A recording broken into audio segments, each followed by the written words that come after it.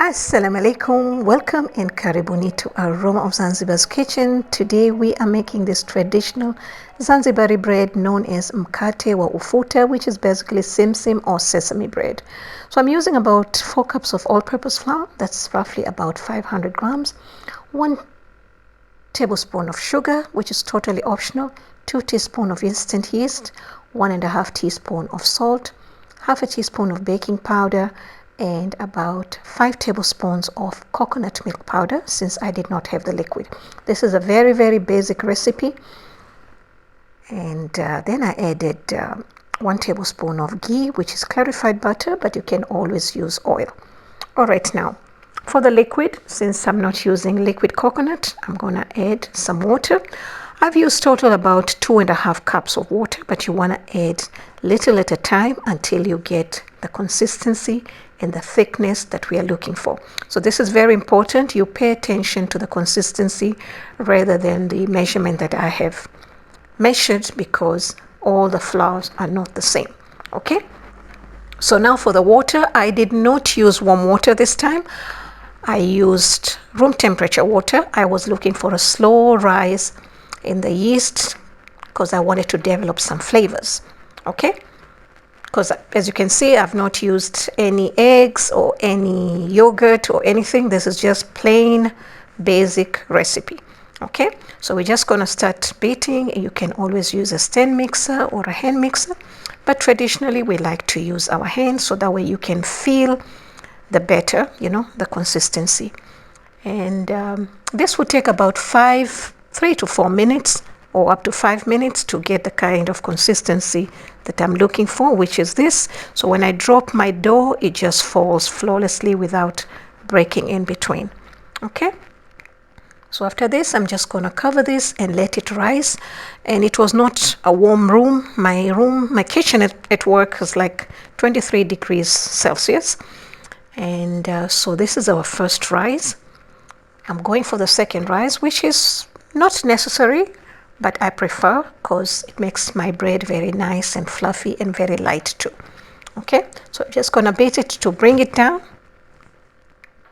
And then I'm going to cover it again for the second rise. Okay. Now the second rise took about 30 minutes. As you can see, a lot of bubbles. I'm going to do this again. Like I mentioned, it's not necessary, but I prefer to do this. And I prepare the dough at work, so I'm going to cover it and take it home so that I can make lunch for my children. The dough is ready, save some time. And all right, so we're going to cover it. And 10 minutes to my home, and it will be perfect. All right, so now I got about 1.5 cups of water, and I added about 2 teaspoons of salt. You want this water to be really, really salty. And then for the sesame, this is roasted, and I like to put it in the bottle like that. It's easy to dispense when I'm cooking. So my batter is ready, and the salt water helps the bread to stick and make it crispy on the pan. Okay? And the baking powder makes it easy to release from the pan. Okay, I have to mention that. Okay, so now our dough is ready.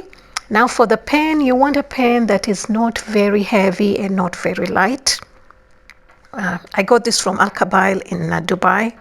So I'm just going to sprinkle the salt water, and my heat is on number 8. I have till number 9, so it's close to high. It's high. I start with high, and then I'm using about a palm or a hand with a little bit.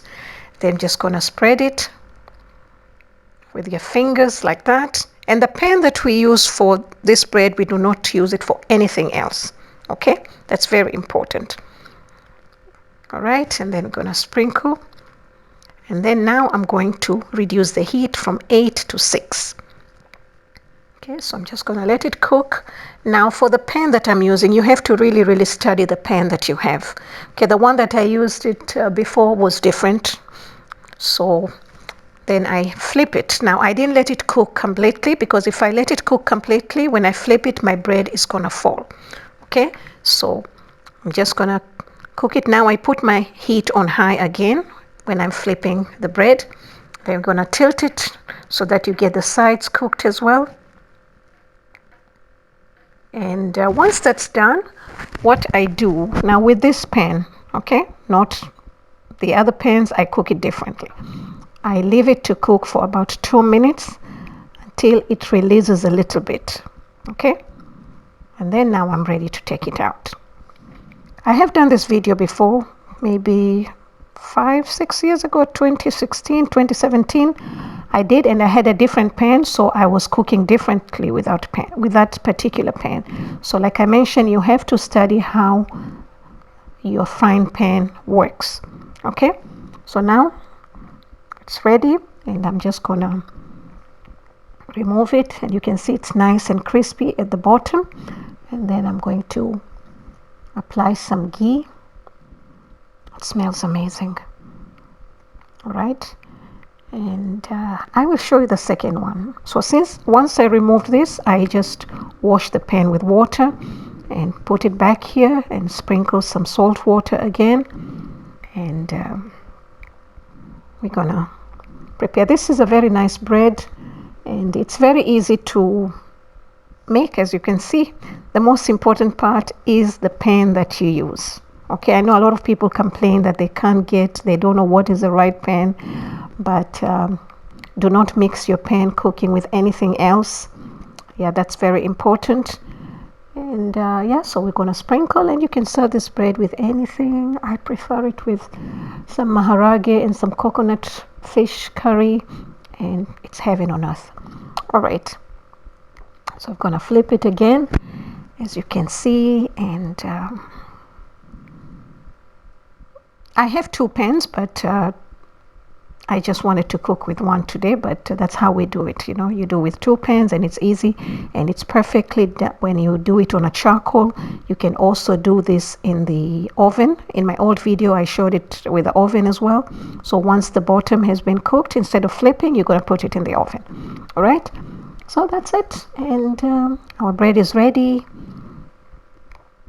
Just tilting to make sure that all the sides are cooked as well. Okay, just gonna reduce the heat and let it cook. Okay, once it's cooked, you can see just 2 minutes, not even 2 minutes, and now I'm ready to release. And no pressure at all. Did I mention I bought this pan from Dubai, Al Kabail? And that's it. And for this recipe, you can get about 5 to 6 breads. It depends on the size that you are making. 2 of mine were already eaten by the time I was ready to take a picture. So thank you so much for watching. For more recipes, please visit me at Aroma of Zanzibar. You'll find all the measurements and ingredients in the description box below, and you can see my bread is nice and light and full of air bubbles. That's how I like it, but you can make it as thick as you want or as thin as you want. Thank you so much. Karibuni tena.